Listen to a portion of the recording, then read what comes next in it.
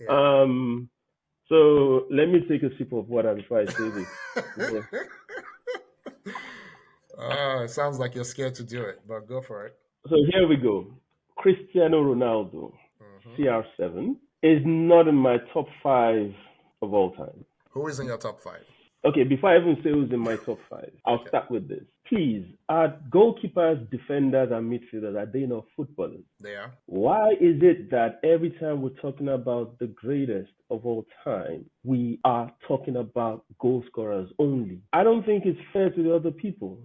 Frankly, I don't think it is, right? We've had great footballers that were goalkeepers, defenders, and midfielders, but nobody says anything about them. We just overlook Mm. them and we just stick to the goal scorers, yeah? Anyway, so So my top five is very fluid actually. you're But the hedging reason again. why You're CR7 hedging is not again. in there, Uh-huh. hold on. The reason why CR7 is not in there is even in the position that he plays, I don't think he is the best. I'm sorry. I think I've seen better footballers. The Okay. only reason why CR7 is considered is from a stat standpoint. From an eye test standpoint, I've seen better footballers. I'm sorry, I have. I'm still waiting for your Thierry top five. Henry is, Thierry Henry is better than CR7.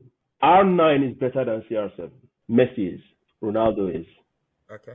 I mean, R9 Yeah. is, right? Pele is. Okay. Okay? So even if we're talking about attackers only, I've not gone to midfield and defenders, you know.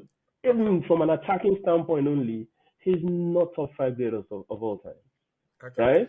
He's a fantastic footballer. I get it, right? But every time people go to start, and people say, "Oh, Ballon d'Or," I said that is the crappiest benchmark to measure how good a footballer is. Oh, Messi has more than CR7. I don't care. Nobody cares. I don't care. What I see, I test. What I watch, the games that we see, right? So for me, my top five is Messi, Okay.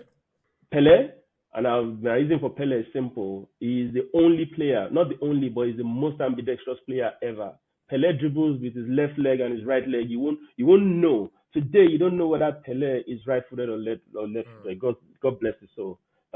Maradona, yeah, Okay. and I will go Luther Matthews in my top five, Okay. right? Because for me, a player that plays centre back, centre midfield, centre defensive midfield, and played at the highest level in his career is worthy of being in the top five, right? Okay.